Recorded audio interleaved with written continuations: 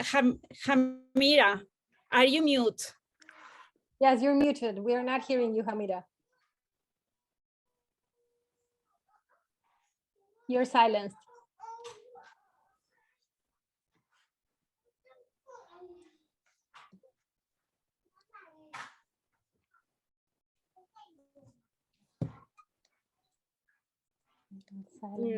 No. We couldn't get you. What you say? Now, yes, I think we can. I know, we're not hearing you. No worries. Thank you. Okay. Well, Hamira tried to organize his connectivity issues. Maybe it was at the when she joined the session. Maybe she doesn't activate the microphone. Okay, people, let's do it. Hello, everyone. I have the best welcome to our bonus extra titled Climate Justice for All. Climate change crisis and global warming are not only trend topics. They are also one of the world's root causes impacting the people's well-being globally. Sea levels rising, heat waves, droughts, and more intense and frequent bouts of rain. Based on the World Bank, based on the World Economic Forum report, in South Asia, shorelines are retreating in coastal areas where 450 million people lived. According to the United States publications, widespread drought across Latin America and the Caribbean had significant impacts, including lowering rivers level, and the report notes, which have hampered inland shipping routes, reduced crop yields and food production, leading to worsening food insecurity in many areas. Forest loss is an important contributor to climate change due to the carbon dioxide release. The study warns between 2000 and 2016, nearly 55 million hectares of forests were lost, constituting more than 91% of the forest losses worldwide. The most important thing here is, despite the fact that governments are highly responsible for finding, legislating, and guiding solutions, this is a shared responsibility, and the population can trigger daily actions that can mitigate the current crisis. In this regard, today, we are going to hold a conversation with Davis Reuben hi, Davis, I'm sorry, Sekamwa. Into the talk, Davis will provide a brief summary about the climate change effects and unseen intersections with other sectors. He will also show the relationship between energy justice and climate change, finishing it off with the work that he does as his contribution to climate solutions. As I said in advance, Davis is a member of Vanessa's Nakate team. Vanessa is one of the climate change activists who has taken part in international events advocating for climate justice for all and claims for faster and real actions for solving the problem, try to address the global leaders' decisions.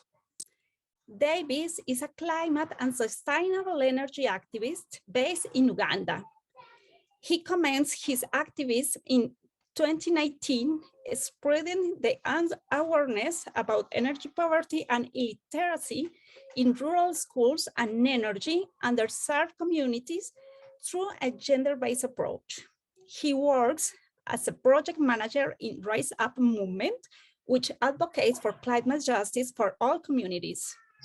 Through his position, he participates in the Bash Green School project, which promotes renewable energy and clean cooking solutions by installing solar panels and eco-friendly institution stoves as a sustainable alternative to the traditional cooking stoves being used by financially disadvantaged schools.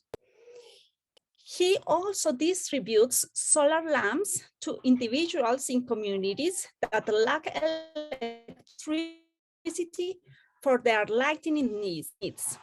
He co-founded A Million Activist Stories, a blog aimed to spread experiences about different climate activists and their work.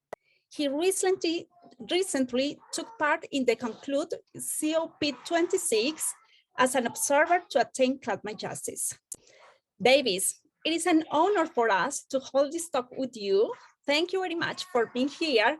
The floor is yours, and please enjoy the session. Thank you so much for that polite introduction.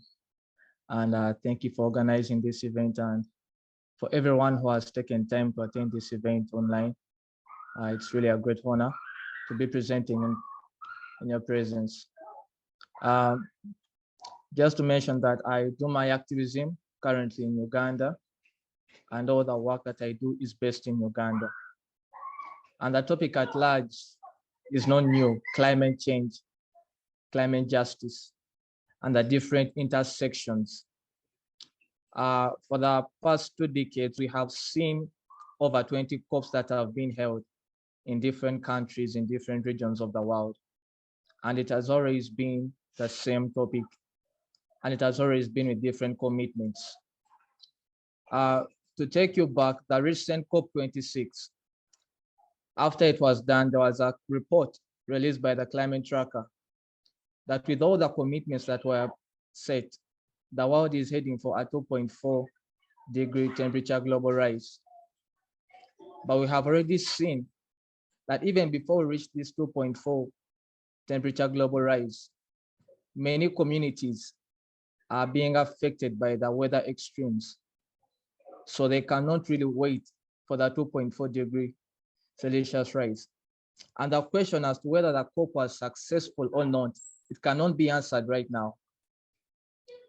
However, we have to wait until we see whether the commitments have been implemented, because all the different COPs, they have had different commitments. And before we go further into the climate justice and injustices outside, we need to first study how, for example, COP26 was held. There was a report that was released that even within COP, the COP event, there was climate injustice. If you look at the number of indigenous leaders that were able to attend these events, there are very few. And you will see that the indigenous leaders that are invited, they don't have access to high-level panels. And it is at these events and these panels that decisions regarding their homes are made. It is ironic that someone makes a decision about your place, about your home, without you being included. And the only thing that will result after that is failure, because these indigenous leaders are representing indigenous communities.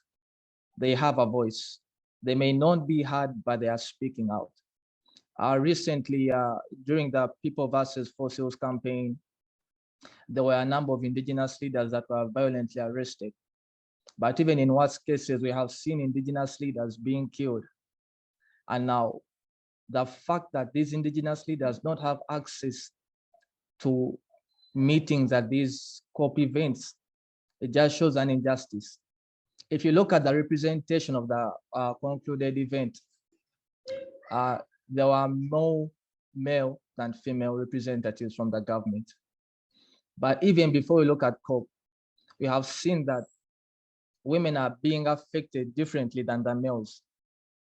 We have seen that even in the communities, females don't have access to decision-making spaces, and the decisions that are being made are affecting them. Now, if this happens at COP events, it just shows what is happening on the outside. And these are things that must be looked at even before we go deeper into climate injustice outside. That if there's an injustice within the COP event, then definitely there will be an injustice outside. And climate change is not a new topic. Recently in Southern Africa, there have been weather disasters. I don't know if you have heard of them. There's a recent well, that disaster is a tropical storm. It was called Anna, and it has gone through 3 countries right now, and hundreds have lost their lives. They're expected to be missing. Livelihoods are being destroyed, homesteads.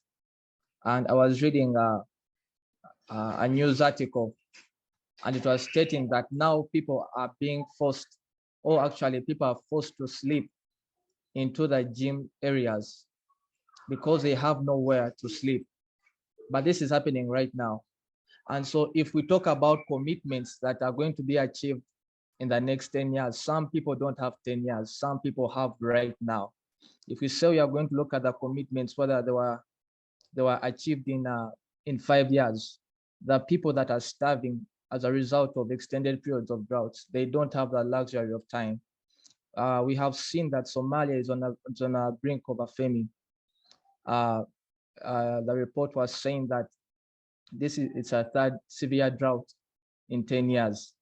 So when we talk about save the future, we have to understand that not everyone has a future. The children that are in these areas that are stricken by drought, they don't have a future. They don't have 2 years. They're on the brink of starvation. There was also the East African drought that happened and is currently happening in Kenya, Tanzania. There are people who are facing the effects of climate change. So when I look at the recent COP26 and all the commitments, they have to be implemented right away. We cannot say that we are going to wait for 10 years. We cannot say that we are going to wait for 5 years. Not everyone can really wait for that. And with climate change, there was a topic about climate finance and loss and damage. This is something that is urgently needed for communities that are already facing the effects of climate change. And it is known that these countries are actually begging funds, or they should not be seen in a beggarly position, but it's part of a historical moral responsibility, because global warming is a result of the cumulative carbon dioxide levels. And these carbon dioxide levels haven't just started rising. Even during the start of the industrial age, that is when there was a noticeable rise in carbon dioxide levels. So when countries ask for things like climate finance, they shouldn't be looked at beggarly countries, but it is a responsibility to the developed countries who exploited their resources, and they have to pay back. If we look at the issue of loss and damage, and we talk about climate justice, the developed countries have the ability and the resources to recover and build up quickly from any events that are rising out of climate change. However, countries in the global south, in Asia, in Africa, they have no luxury of resources such as funds. If you look at the Mozambique has faced about 3 tropical cyclones in a space of 4 years. And that means that every time they are trying to build back better and to recover from the effects, to try to build back their infrastructure, trying to build back their schools, trying to build back their health systems, another cyclone hits the country. Now that's why such topics, loss and damage, have to be uttered out more. It cannot be climate justice if the people who are causing climate change mostly are able to recover, and the countries that are not able to recover quickly are contributing to about 3 to 4% of the global greenhouse gases. So all these issues have to be looked in context. And as you introduced, climate change cuts across. It is not something that is going to be solved in one day, but we need to start from somewhere. We need to start from somewhere. The global north needs the global south, and the global south needs a global north.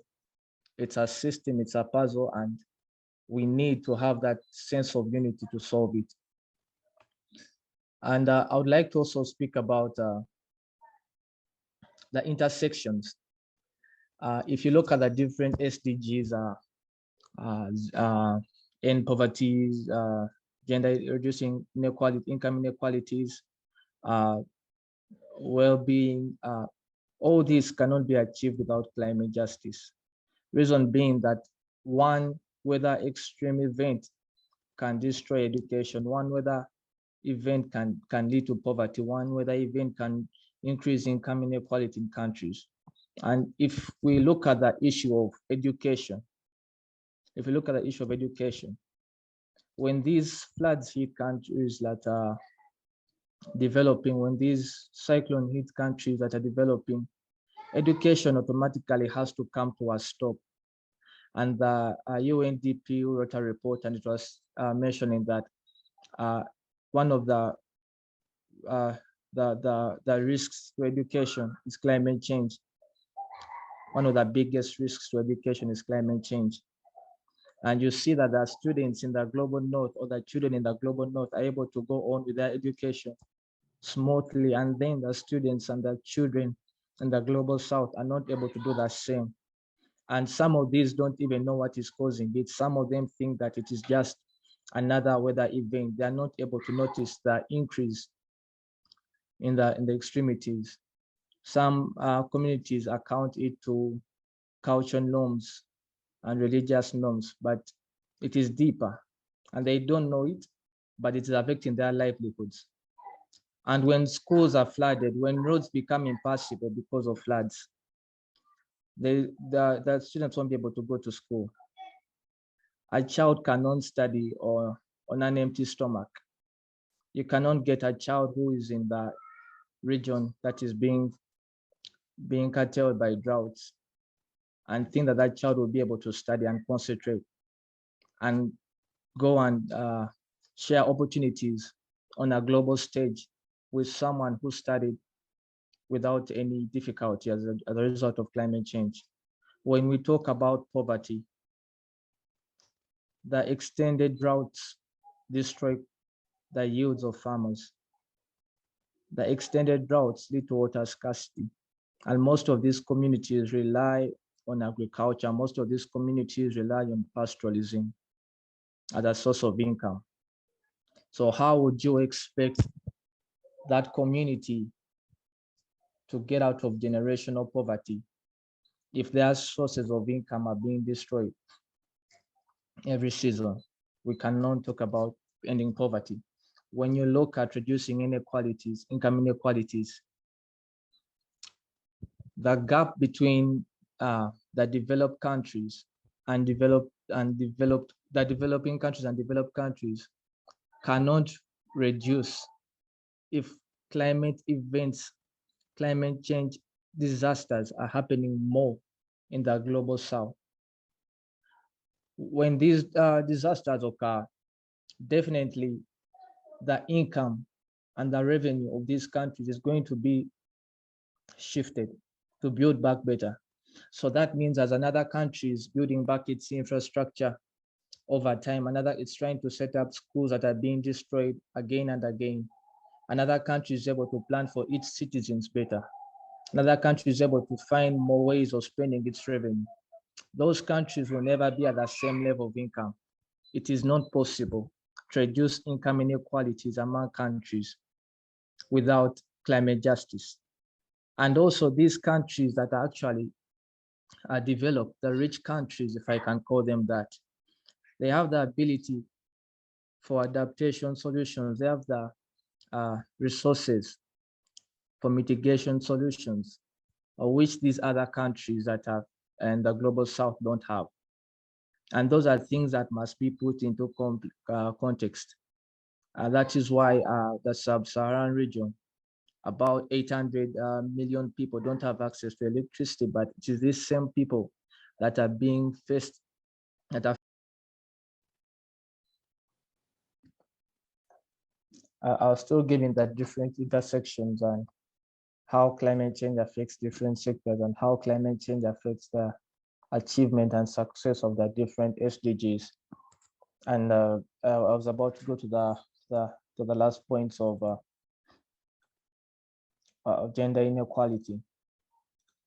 And what happens is when these schools are destroyed in the developing countries that have a strong cultural norm and strong cultural background, when these schools are destroyed by floods, or when their source of livelihood is destroyed, if their crops dry up or if their farms are washed away by floods, that means that there is no source of income. And the challenge with this is that with a little or no source of income, they are not able, the parents are not able to pay for school tuition for their students or for their daughters and sons. And in cultures where they have a bride price, whereby when a girl is being married off, especially a young girl, they are given some things in return. They are given items in return, and they start looking at the girl as a source of income because their farms were destroyed. And if this school-going girl is given off into marriage, there is no way that she will have the same position as the man that she's married off to. She will always be in an inferior position, and they cannot equally enjoy any benefits that are coming out of climate solutions because originally she sees herself in an inferior position, and you cannot achieve gender inequality when girls are being sold off into early marriages. And most of this is instigated by the disaster that happened that destroyed the livelihoods of the communities that depend on agriculture. If we talk about zero hunger in areas which are prone to climate disasters, most cases there is a reduction in food production, and when there is this reduction in the food that is coming from farms, that means that there will be food shortages. And when this happens, the simple economics of demand and supply will kick in, and the demand for food will surpass the supply of food. And then we already see food prices that are rising, but they are rising, yet the incomes are reducing. And even the quality of food is not really that good because the weather does not facilitate and support their farms. And in most cases, areas which are faced with climate events, they have issues such as malnutrition, especially in the infants. And so those are some of the different intersections that we can look at, and there are even more. There is racial injustice that is within climate change. And then the last bit that I would love to talk about is energy justice. Energy justice, because science tells us that the energy sector contributes to 70% of the global greenhouse gases. It contributes to 2/3 of the global greenhouse gases released. That means that if we are to solve, and we are serious about solving climate change, we need to first make sure that an energy transition takes place, and the renewables are about 70% as well in the global economy. We need to, with the renewables in the global economy, it will facilitate structural change, it will facilitate decarbonizing the economy. And the technology that facilitates energy transition, I must say that is readily available. The technologies are available. However, the only thing that is not available is political will. If the leaders were able to accept the science and set up structures that are able to ease a smooth transition to clean energy, then we'll be able to reduce the global greenhouse gases. And I must also mention one thing, that with this transition, we must make sure that it is a transition that is catering for all. If an energy transition is leaving some people jobless and yet they had jobs, then it won't be climate justice. If a transition to cleaner energy, if a transition to sustainable energy is making some communities lose their land when they're installing solar farms, then that we cannot call that climate justice, because another group of people is being left out. Another group of people is being harmed by the solution that we are bringing. If we talk about electric cars and the acquisition of these materials is leading to child labor in certain parts of the world, then that cannot be climate justice. The transition must make sure that everyone is catered for, and these are things that must actually be discussed at COP events. How can we have a transition that makes sure that no one is left behind? How can we have a transition that will not lead to more harm in other communities? If you look at, again, that's Sahel region, Sub-Sahara region, it accounts for 75% of the population with no electricity. But at the same time, we are seeing that the Sahel region is continuously increasing. There is more desertification. There are more periods of extended droughts. And when we talk about energy justice, we have to make sure that even households that are not able, especially low-income households that are not able to afford the green energy, must be taken into consideration. Questions such as, for whom is a green energy being developed for? Is it for only the high-income households, or is it for the low-income households? How can we make sure that also the low-income households are able to share in this transition? Because if they don't take part in the transition, then they'll always rely on fossil fuels as a source of energy to meet their lighting needs. They'll always rely on fossil fuels to meet their heating needs and so on. And when we are dealing with sustainable energy access for climate change, we have to make sure that it has a human-centered approach. The reason for a human-centered approach is to reduce social resistance to change. If I can give an example of the work that I do here in Uganda, when we go to install solar panels to schools, when we go to provide eco-friendly institutional stoves, we always try to make sure that the community is involved as much as possible. We try to get the women who are going to use these stoves involved as much as possible. We ask them questions like, where would you want these stoves to be constructed? At what height?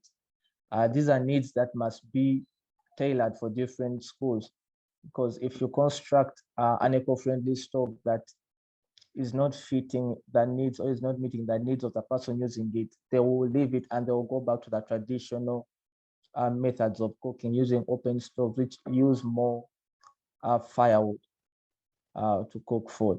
So a human-centered approach must also be considered, and make sure that all genders are involved to make sure that the equal enjoyment of benefits of cleaner energy. And the government cannot do this alone. I must say, the governments must involve the private sector in providing energy transition solutions. And we have started to see an increase in decentralized energy systems. We have started to see an increase in solar mini grids. Kenya has the largest solar mini grid in East Africa, and that is a sign that it is doable. It is doable to have decentralized energy systems meeting the needs of those individuals relying on traditional methods or to meet of cooking their food. And as I finish, I'd love to talk about the solutions. And the solutions are, some require structure change, and some can be done at an individual level. If I talk about reducing food waste, when imagine different households are all contributing to food waste, and this food ends up in landfills. And in these landfills, methane is released into the atmosphere. The methane sinks into the water tables. And methane is harmful for the environment because it's part of the greenhouse gases. So then how can different individuals reduce their food waste? The first step could be to only buy what you need. The other step can be, instead of wasting food, you can give it to someone who needs it, to those who have no homes, because all this food takes water, it takes energy to be transported from the farms to the supermarkets, to the food centers. And so if we are wasting food and the population is increasing, it means that more energy is going to be needed, more water is going to be needed to produce that food. And yet with the rising global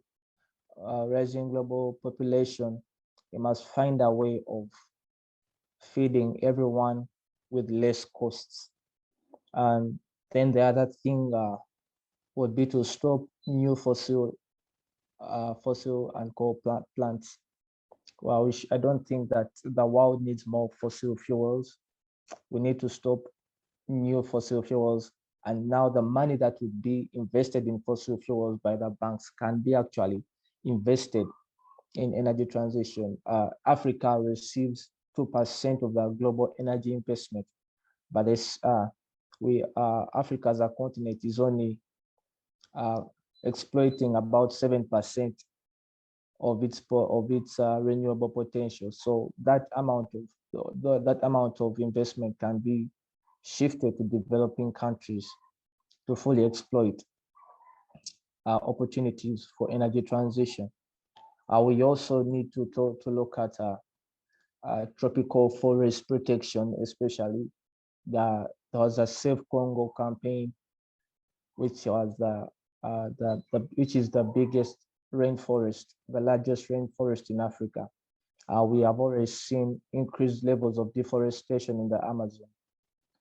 And we know that the forests act as carbon sinks. The forests are the lungs of the world.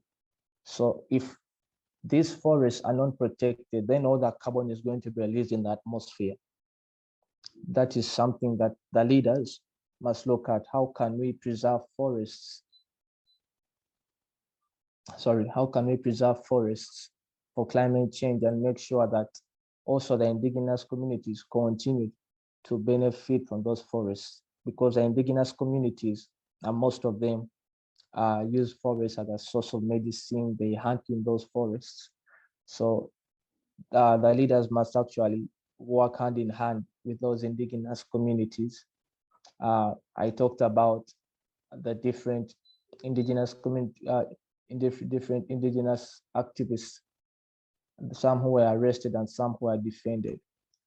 There is a saying in the climate movement that defend the defenders. The different activists, some activists are not able to talk about certain things that are going on in their country. They cannot talk about certain government programs that are taking place in their country because of safety reasons.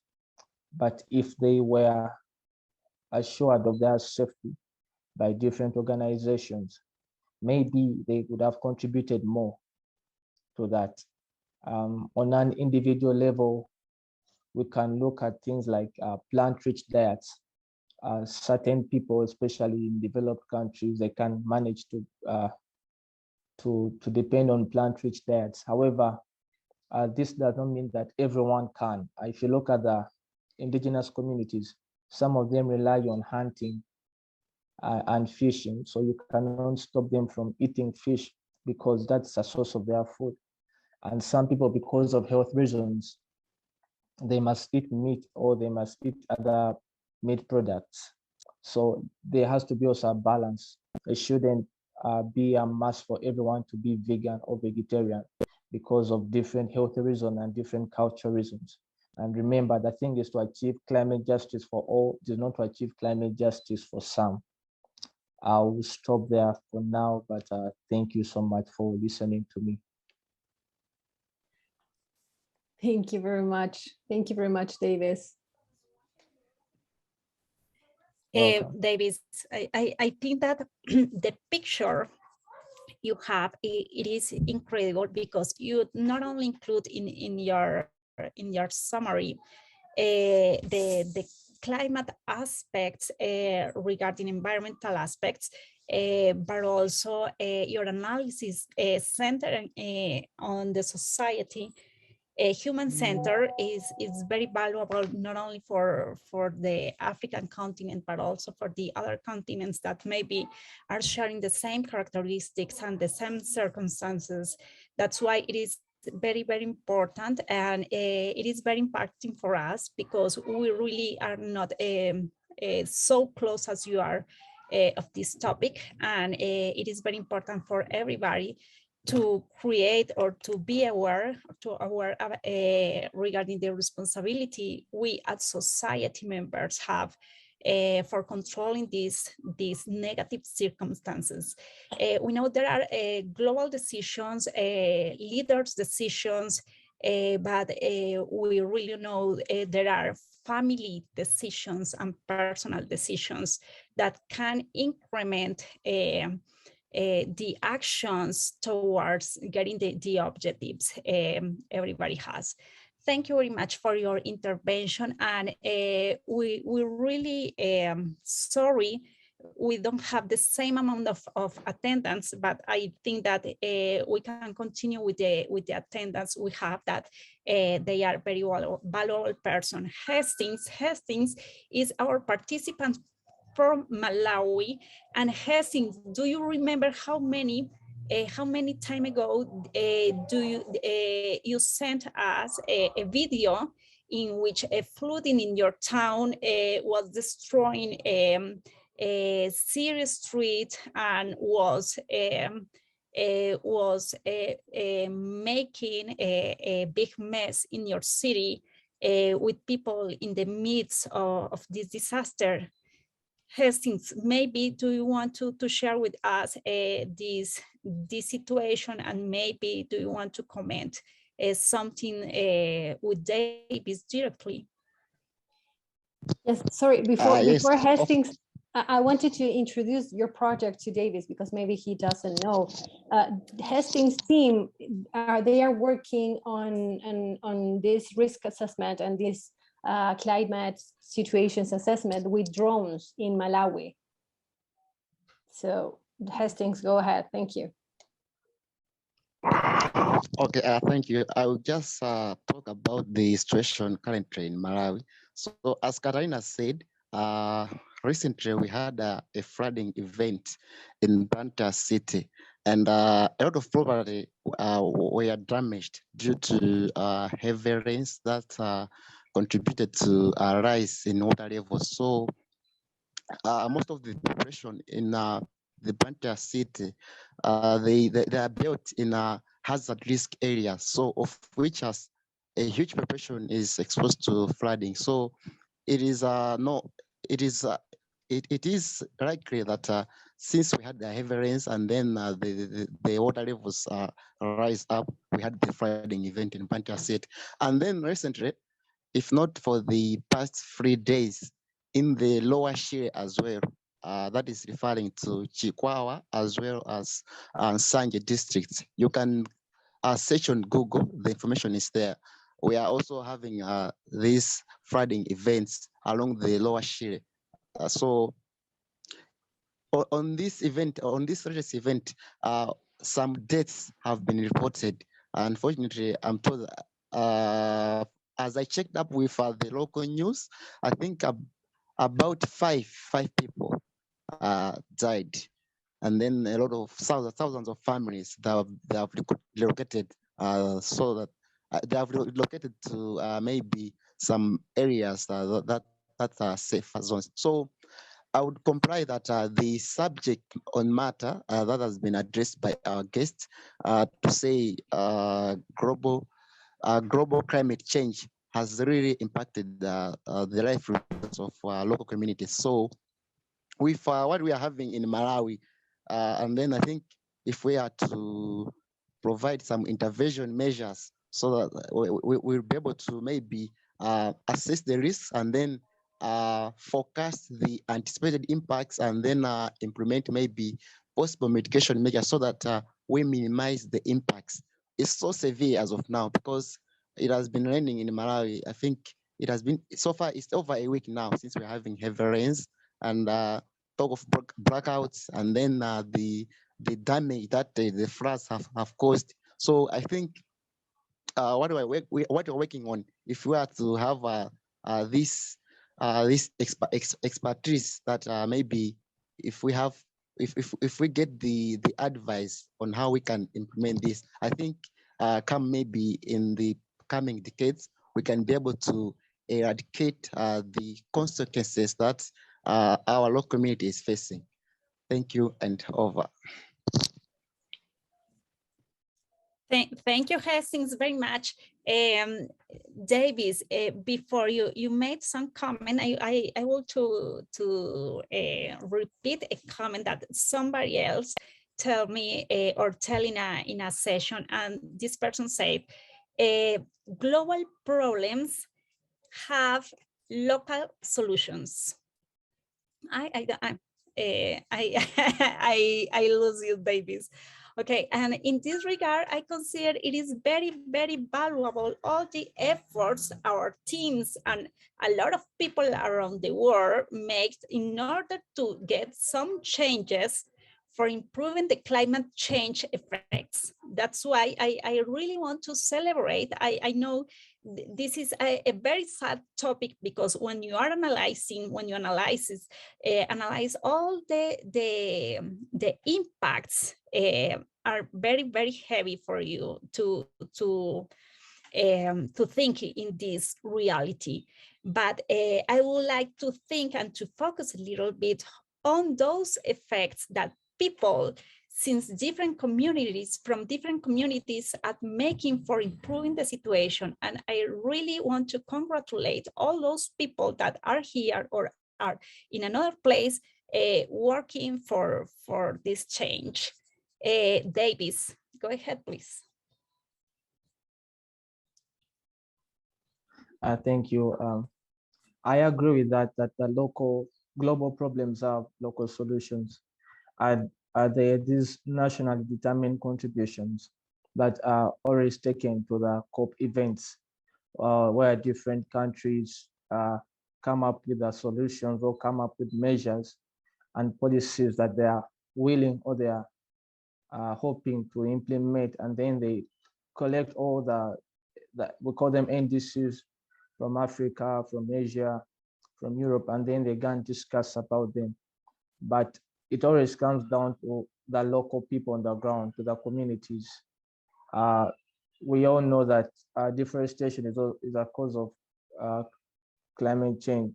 Deforestation is to climate change, but we cannot we cannot solve deforestation the same way we solve it in Africa as the same way we solve it in Europe or in Brazil, because some communities and some people, because of poverty or low levels of education, rely on deforestation as a source of income. So that means it has to be dealt with differently from deforestation in Europe, where there are higher levels of income and where there are lower levels of poverty.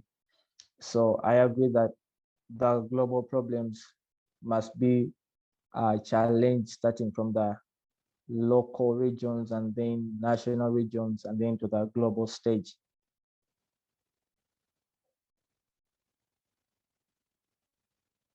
Okay, thank you, Davis. Aliyu, I don't know if you already raised your hand or not. Yes, Aliyu has had his hand raised, but I don't know if he had a question. Aliyu, or a comment? Well, and we welcome and we thank you, the rest of your team, Davis. We see that we have Vanessa and Evelyn and Isaac from your team. Thank you very much for joining. Thank you very much for supporting you today and yes, for being part of this event. I think that a nice strategy could be that we then are going to share this video with all the participants of the program that maybe they couldn't attend the session thereafter the different situation.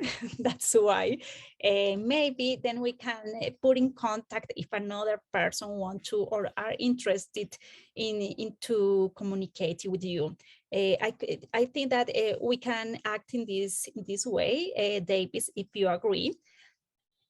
And yes, I would like to express my admiration, and I want to congratulate not only you that really raise your voice in global and impacted events, but also I want to congratulate my participants, the local program, the local Innovators program participants, because they really want for having a better world in different ways, tackling on educational issues, tackling on geographical issues, tackling on waste management issues, and everybody are working very hard for having a better world.